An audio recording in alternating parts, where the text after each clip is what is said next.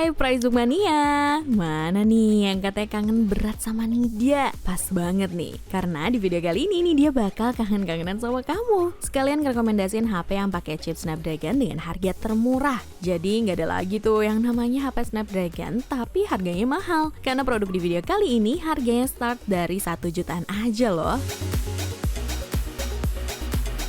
HP pertama yang Nidia rekomendasikan adalah Redmi Note 11. Hal yang menarik dari Xiaomi Redmi Note 11 ini adalah dukungan layar Super AMOLED 90Hz yang menurut Nidia sih cakep ya di kelasnya. Dan terus fiturnya juga terbilang lengkap banget. Gimana enggak? Di harga 2 jutaan, kamu udah dapat speaker stereo, infrared blaster, NFC, kemampuan fast charging 33 watt, dan masih banyak lagi. Meskipun soal performanya kalau dibandingin sama generasi HP sekarang, Xiaomi Redmi Note 11 ini memang bukan yang paling ngebut di kelasnya. Tapi performa Redmi Note 11 ini masih termasuk lumayan kenceng loh, berkat dukungan chipset Qualcomm Snapdragon 680-nya. Nggak cuma itu, smartphone andalan Xiaomi ini tampil dengan desain yang cukup stylish. Terus kalau kamu pengen tahu performa gaming Xiaomi Redmi Note 11 di tahun 2023 ini masih bagus atau enggak, menurut Nidia sih kinerja gaming Xiaomi Redmi Note 11 ini masih memadai untuk sebuah smartphone dengan harga 2 jutaan. Meskipun sekali lagi, HP ini bukan yang paling kencang di kelasnya.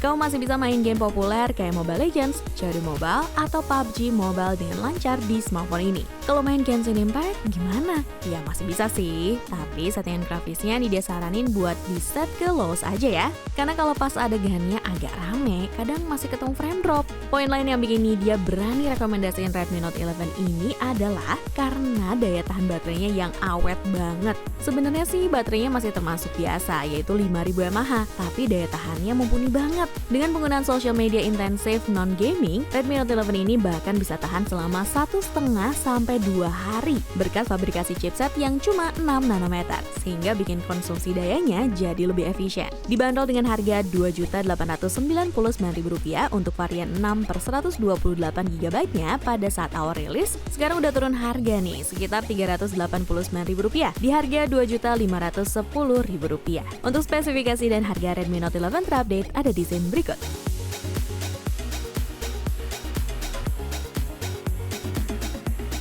Masih dari Xiaomi nih, lanjut ke rekomendasi kedua yaitu Redmi 10C. HP ini nggak cuma mengandalkan performa yang kencang, karena Xiaomi Redmi 10C ini juga didukung daya tahan baterai yang andal dengan kapasitas jumbo 5000 mAh, lengkap dengan fitur pengisian daya cepat 18 watt. Kemampuan kameranya pun juga cukup memadai di kelas entry level ya, berkat dua lensa kamera belakang dengan kamera utama beresolusi 50 megapiksel. Kinerja Xiaomi Redmi 10C untuk kebutuhan komunikasi sehari-hari juga menurut Nidia masih terasa cukup responsif. Dipakai buat buka tutup aplikasi dan navigasi menu terasa smooth. Bahkan dipakai multitasking, smartphone mid-range killer 1 ini belum mengalami penurunan performa yang signifikan.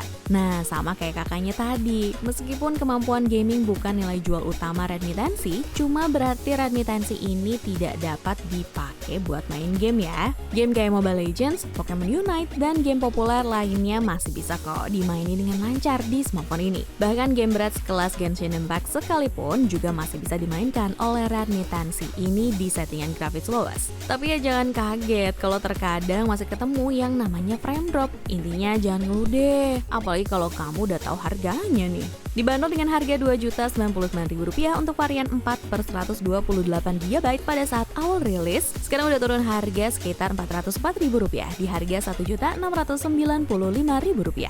Untuk spesifikasi dan harga Redmi 10C terupdate ada di scene berikut.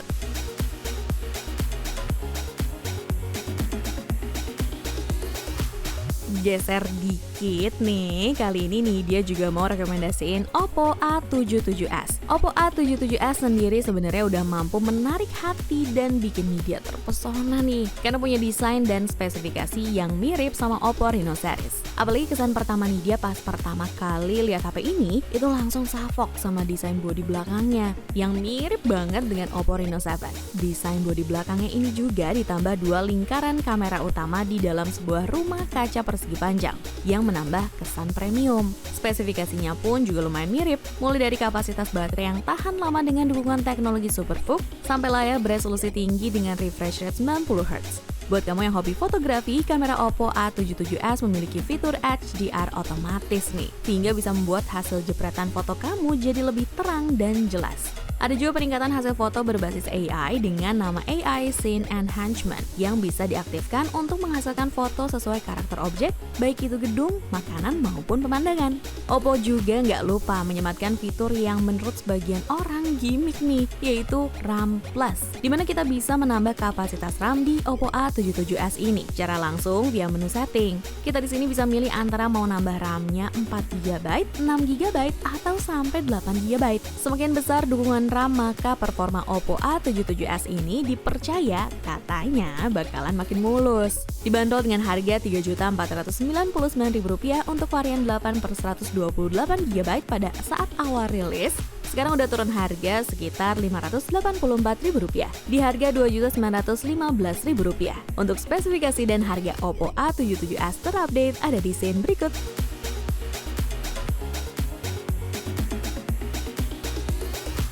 Lanjut lagi ke rekomendasi selanjutnya. Nih dia juga mau rekomendasiin Realme 9. Salah satu daya tarik utama dari Realme 9 ini menurut media ada pada bagian desainnya. Sekilas smartphone ini terlihat seperti varian yang lebih mahal nggak sih? Poin lain yang bikin Realme 9 jadi terasa lebih mahal adalah layarnya. Panel yang digunakan udah Super AMOLED berukuran 6,4 inci. Selain resolusi yang sudah mencapai Full HD+, refresh rate maksimumnya juga sudah mencapai 90Hz bertipe adaptif.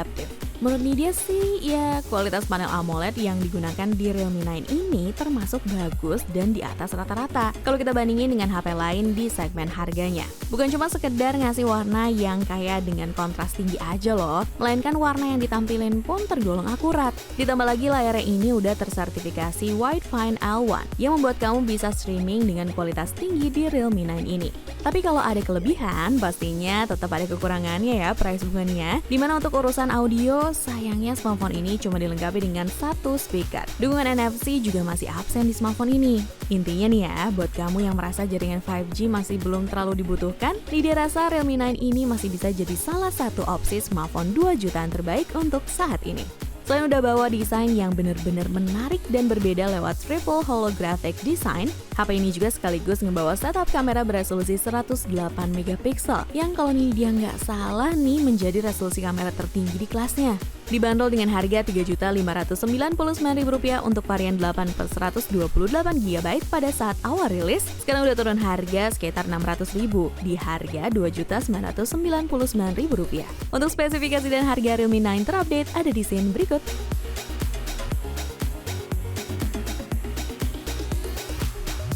Kenapa? Kamu nggak suka HP Cina? Ya udah, ini nih dia juga mau rekomendasiin Samsung Galaxy A23. Dengan harga 3 jutaan pas awal rilisnya dulu, Samsung A23 udah dibekali chipset yang masih terhitung muda umurnya saat itu. Biar lebih afdol, langsung aja kita bahas performa Samsung Galaxy A23 ini. Bang Bewok sendiri udah pernah secara langsung coba mainin Mobile Legends pakai Samsung A23. Hasilnya overall masih nyaman banget, grafisnya mulus, dan udah bisa rata kanan semua. Settingannya, refresh rate-nya juga udah bisa tinggi dan grafisnya juga udah bisa ultra. Walaupun belum bisa high frame rate, tapi selama dipakai main sih jarang banget ketemu frame drop. Terus pas dicoba buat main PUBG Mobile, default settingan grafisnya udah di smooth high dan bisa balance medium. Grafisnya kelihatan mulus-mulus aja dan gak ditemuin adanya gangguan sama sekali. Sensor giroskopnya juga udah responsif banget, gak ada delay meskipun di beberapa kesempatan agak sedikit patah waktu gerakin HP-nya. Pindah ke performa baterai, sayangnya Samsung A23 terlihat agak kurang impresif nih. Karena pas dipakai nonton YouTube setengah jam, baterainya berkurang 4%. Sementara pas dipakai main Mobile Legends setengah jam, baterainya berkurang 6%. Ngecasnya pun juga terbilang gak cepet-cepet amat. Kita sempat nyobain buat ngecas dari baterai 38%, butuh waktu 30 menit untuk mencapai 88%. Dan 1 jam untuk sampai di kapasitas full 100%. Dibanderol dengan harga Rp3.499.000 untuk varian 6/128GB pada saat awal rilis. Sekarang udah turun harga nih, sekitar Rp709.000 di harga Rp2.790.000. Untuk spesifikasi dan harga Samsung Galaxy A23 terupdate ada di scene berikut.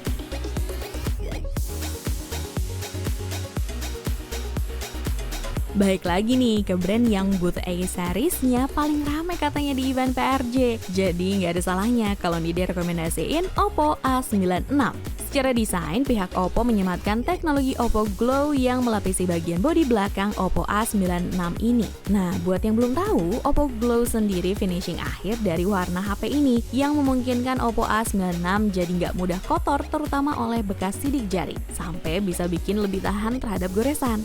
Oppo A96 juga dipersenjatai layar punch hole berukuran 6,59 inci Full HD+, dengan refresh rate 90Hz dan 96% anti-AC white color gamut. Menurut media sih nggak ada yang perlu dikeluhkan ya dari layar Oppo A96 ini. Gambar terlihat tajam, warnanya oke, dan punya tingkat kecerahan yang cukup baik di kondisi terang siang hari. Soal performa, Nidya bisa bilang kalau HP ini punya performa yang hampir mirip sama Oppo A77s tadi, karena meskipun tidak menggunakan chipset yang paling kencang di kelas harganya, tapi menurut Nidya performa yang dikasih sudah tergolong bertenaga. Apalagi kapasitas RAM-nya bisa diekspansi sampai 13 GB loh. Intinya nih ya, dengan fiturnya yang komplit, storage yang lega, kamera oke, plus performa cukup mumpuni, Nidya bisa bilang kalau Oppo A96 masih bisa banget buat dijadiin daily driver. Terutama kalau kamu termasuk tipe pengguna yang menginginkan ponsel tahan lama untuk pemakaian jangka panjang. Ya meskipun bukan yang paling sempurna dan tetap masih ada hal-hal yang perlu diperbaiki, cuma sebagian kekurangannya juga bersifat minor alias tidak terlalu mengganggu pengalaman penggunaan secara keseluruhan. Dibanderol dengan harga Rp4.299.000 untuk varian 8/256 GB pada saat awal rilis, sekarang udah turun harga sekitar Rp949.000 di harga Rp3.350.000. Untuk spesifikasi dan harga Oppo A96 terupdate ada di scene berikut.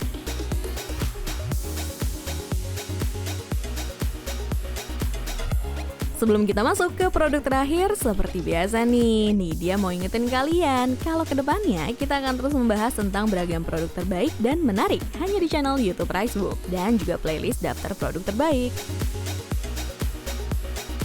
Smartphone terakhir yang Nidya rekomendasiin sebelum kangen-kangen kita kali ini berakhir, ada Oppo Reno 7 yang harganya udah turun sampai 1 juta lebih.